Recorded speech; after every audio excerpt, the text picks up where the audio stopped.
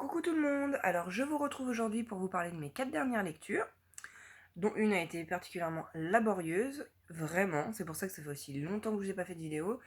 J'ai mis 11 jours pour lire ce livre, 11 jours. Ça m'arrive quasiment jamais. Normalement j'attaque un bouquin, 2-3 jours c'est fini quoi. Allez 4 si je traînaille quand même. Mais plus c'est mauvais signe, c'est très très très mauvais signe. C'est que vraiment j'arrive pas à rentrer dans ma lecture, ça m'intéresse pas, c'est lent, il y a quelque chose qui ne va pas en fait. Et là, malheureusement, c'est le manufacturier de Mathias Coping qui m'a posé beaucoup de problèmes, mais vraiment, c'est pas très français ça, qui m'a posé beaucoup de soucis. Il y a plein de choses qui m'ont dérangé dans ce bouquin. Alors, on va commencer par un truc bête, la taille de la police, qui moi je trouve est microscopique. Je sais pas si vous allez bien voir, mais alors pour moi ça c'est tout pété. Alors j'y vois à peu près clair, hein, on est d'accord. Mais ça n'empêche que pour moi c'était écrit petit et que c'était pas facile, c'était pas fluide comme lecture. Bon, voilà, je suis désolée, je suis pas malade, je fume trop. Vous inquiétez pas pour moi au cas où. Vous me poseriez la question, non, je suis pas malade. Je suis juste un pompier. Donc voilà, donc pour reprendre le manufacturier, j'ai eu du mal déjà avec la taille de la police, j'ai eu du mal avec la plume. Ma chienne n'arrête pas de se gratter, ça suffit, tu te grattes pas. Et parce que la plume, alors soit elle est hyper soutenue, soit elle est hyper vulgaire. Alors le vulgaire me dérange pas. Par contre, le côté soutenu m'a posé souci parce qu'il y avait plein de mots que je connaissais pas.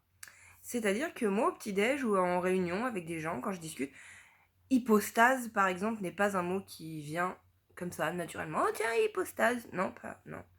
Diatrée non plus. C'est-à-dire qu'il y a des mots, vraiment, j'ai cru qu'il y avait une faute de frappe.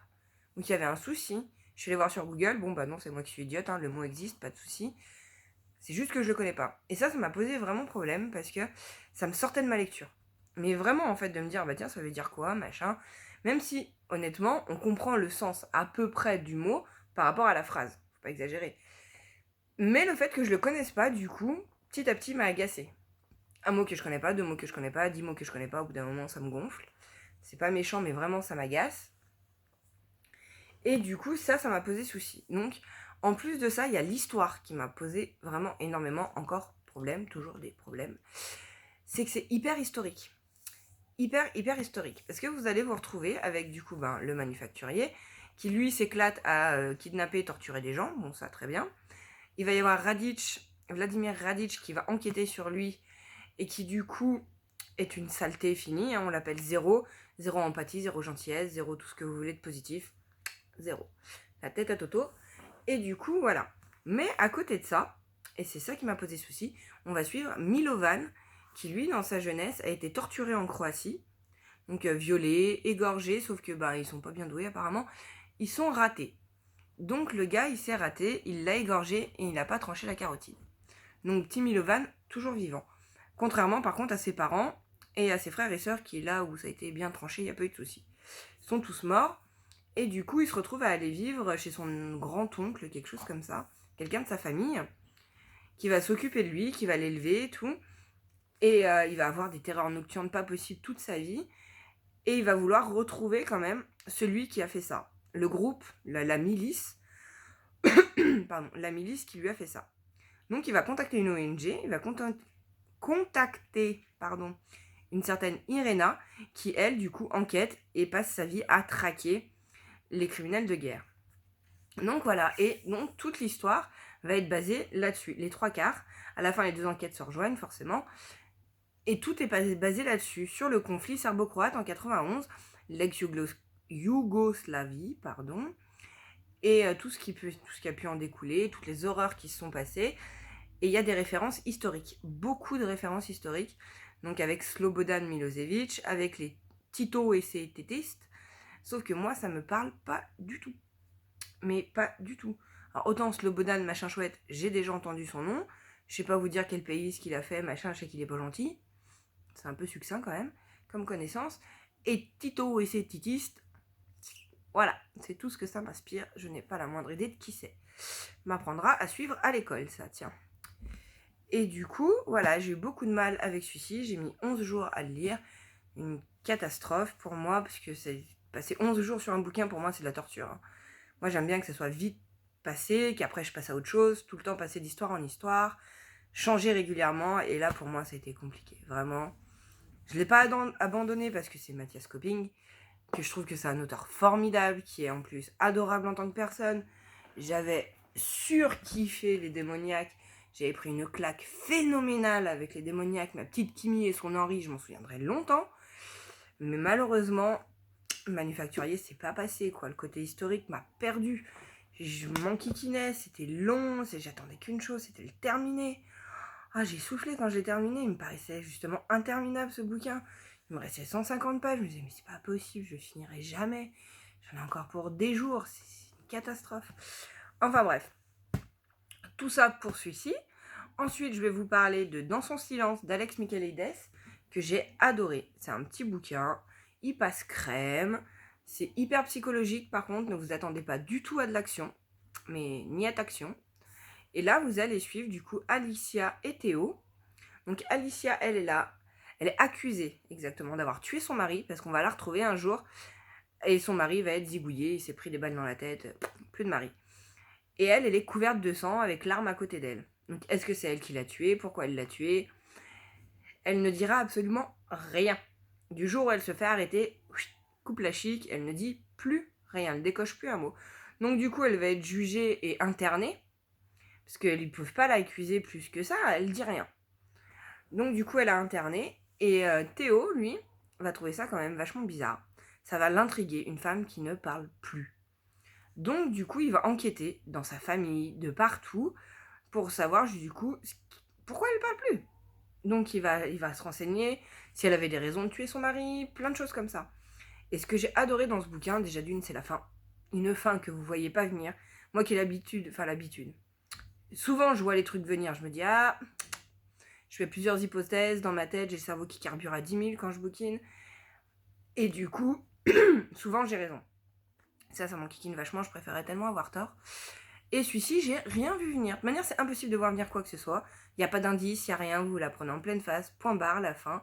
Et ce que j'ai adoré vraiment aussi dans ce bouquin, c'est que vous allez suivre la vie d'Alicia avant le meurtre, quelques mois, quelques semaines avant le meurtre, à travers un journal intime.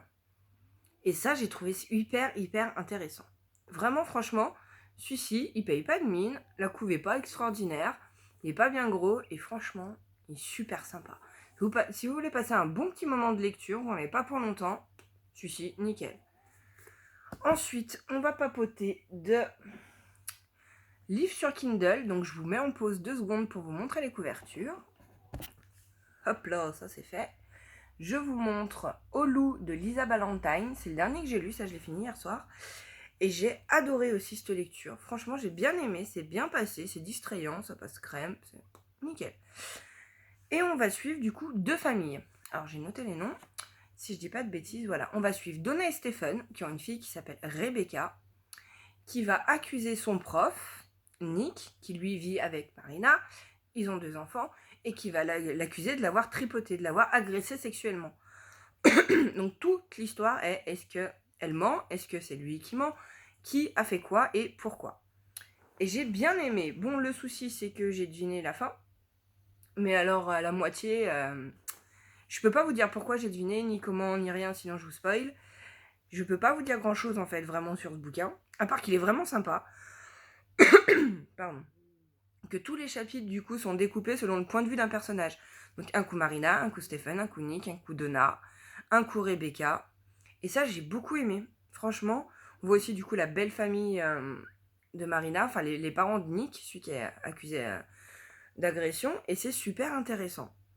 Il est super bien fait, ce bouquin. On va apprendre des choses sur le prof, on va apprendre des choses sur la gamine. Ce qui fait qu'à chaque chapitre, vous vous dites... Enfin, moi, pas trop, mais bref.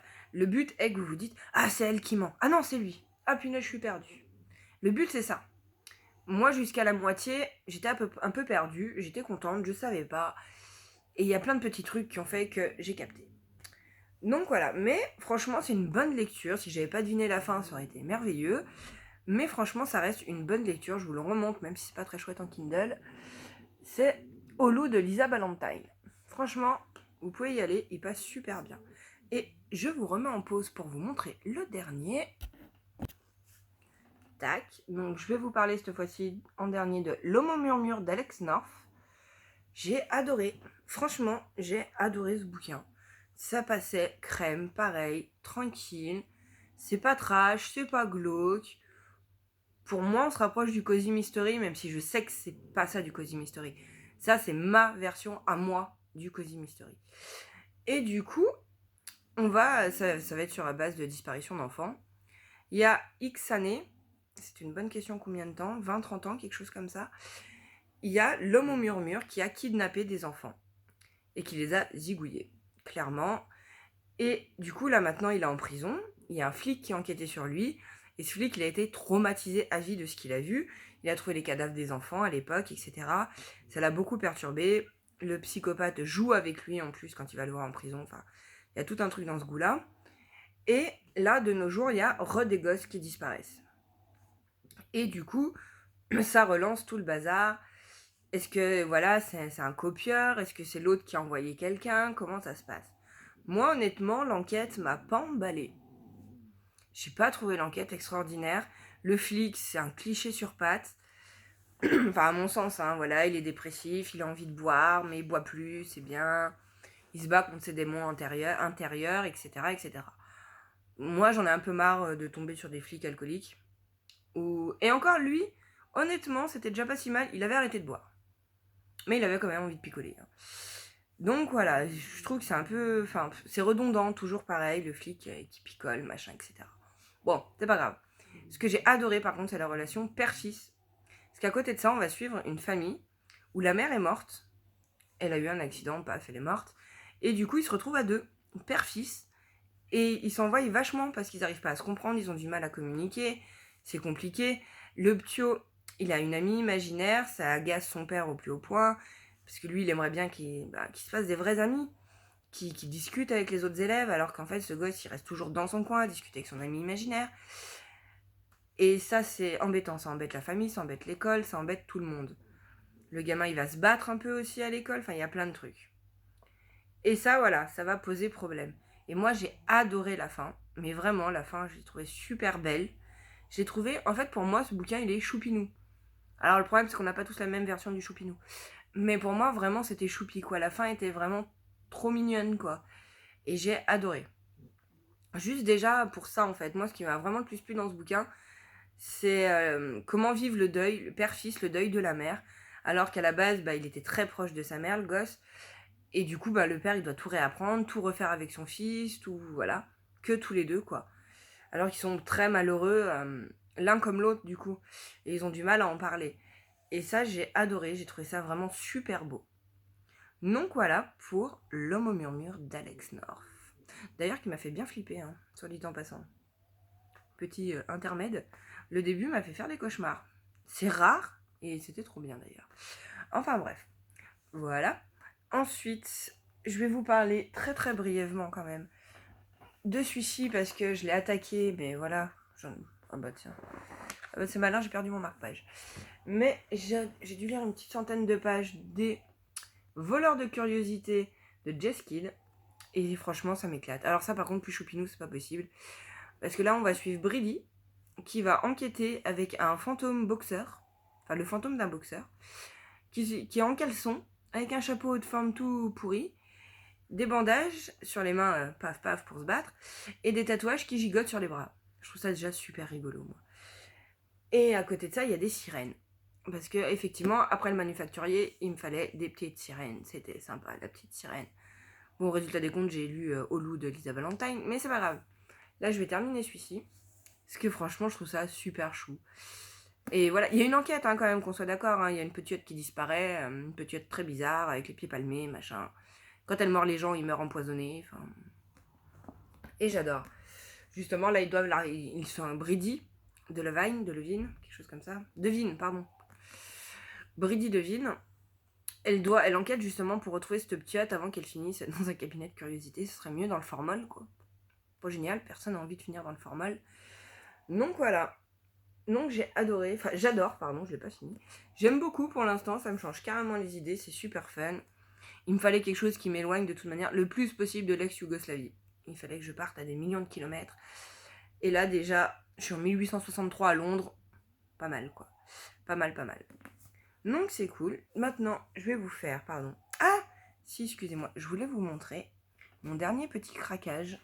Parce que j'avais dit non, je l'achèterai pas, c'est un grand format, il fait 19 €. Je vais acheter un autre poche de cette même autrice. D'ailleurs, je ne l'ai pas sorti, mais j'ai acheté Criminal Loft. Bon, bah vous aurez tous compris, j'ai acheté... Bah oui, l'Empereur Blanc, forcément. Moi, déjà, vous me dites slasher. Slasher, c'est là où il y a des gens qui se font zigouiller toutes les 5 minutes. Moi, ça m'éclate déjà dans les films, les slashers, je trouve ça rigolo.